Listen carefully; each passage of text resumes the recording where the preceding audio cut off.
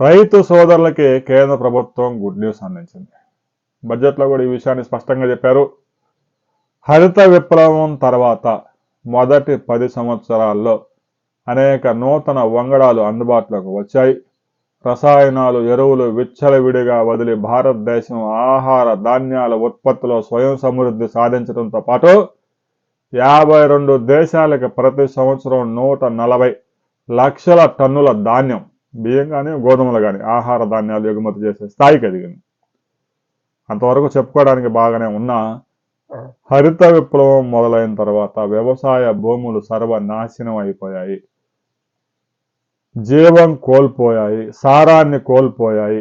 గడిచిన 40 సంవత్సరాల్లో భారతదేశం 60 మిలియన్ టన్నుల నుంచి 360 మిలియన్ టన్నులకి ఆహార ధాన్యాల ఉత్పత్తులు అయితే పెంచుకోగలిగింది. కానీ 14 లక్షల మంది రైతులు అప్పుల బాధతో ఆత్మహత్య చేసుకున్నారు. ఈ పాపం ఊరికే పోదు. హరిత విప్లవం సక్సెస్ అయిందా, ఫెయిల్ అయిందా అనే విషయాల్లో రకరకాల అనుమానాలు కూడా ఉన్నాయి. ఆహార ధాన్యాల ఉత్పత్తులు అయితే స్వయం సమృద్ధి సాధించారు, కానీ రైతుకు మాత్రం తీవ్రమైన అన్యాయం జరిగింది. ఈ అన్యాయాన్ని సరిదిద్దేందుకు మోడీ ప్రభుత్వం ఒక అడుగు ముందుకేసింది.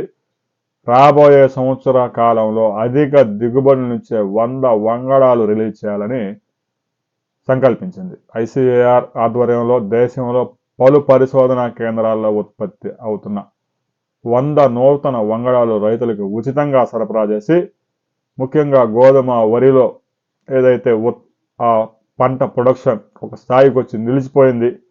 ఎకరాకి 35 నుంచి 36 గోతాలు వరి ధాన్యం పండుతూ ఉంది. చైనాలో అయితే దాన్ని 80 బస్తాల దాకా పండిస్తూ ఉన్నారు. చైనా మనకన్నా రెట్టింపు ఎలా ఉత్పత్తి చేయగలుగుతూ ఉందంటే ఆ వంగడాలు అలాంటివి. మనకు కూడా రైతులు కూడా అలాంటి వంగడాలు ఇవ్వడానికి కేంద్ర ప్రభుత్వం ఒక ప్రాజెక్ట్ చేపట్టింది. ఆ ప్రాజెక్టులో భాగంగా 100 నూతన వంగడాలు ఈ సంవత్సరం రైతులకు అందుబాటులో రాబోతున్నాయి. అందులో ఎన్ని సక్సెస్ అవుతాయి, ఎన్ని ఫెయిల్యూర్ అవుతాయని రాబోయే రోజుల్లో తెలుస్తుంది. ఎప్పుడో 30 సంవత్సరాల కిందట వచ్చిన బీపీటీకే ప్రత్యామ్నాయం ఇప్పటికీ సరైన ప్రత్యామ్నాయం లేదు. అటు వరిలో కానీ, ఇటు మిర్చిలో కానీ, ఇటు పత్తిలో కానీ రకరకాల నూతన వంగడాలు కనుక రాకపోతే వ్యవసాయ రంగం మరింత సంక్షోభంలోకి జారిపోయే ప్రమాదం ఉంది. కేంద్ర ప్రభుత్వం తీసుకున్న ఈ నిర్ణయం మీద మీ అభిప్రాయాలు ప్రతి ఒక్కరు కామెంట్ చేయండి.